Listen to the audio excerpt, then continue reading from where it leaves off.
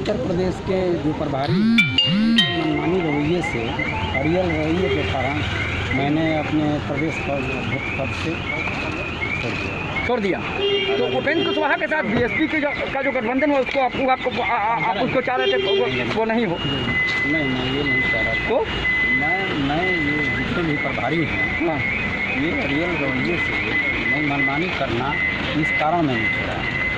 अच्छा, चुनाव लड़ेंगे आप? चुनाव लड़ेंगे राज्य से? कहाँ से लड़ रहे हैं? होगा तेजस्वी यादव से बात हो गई आपकी? ठीक है चलिए।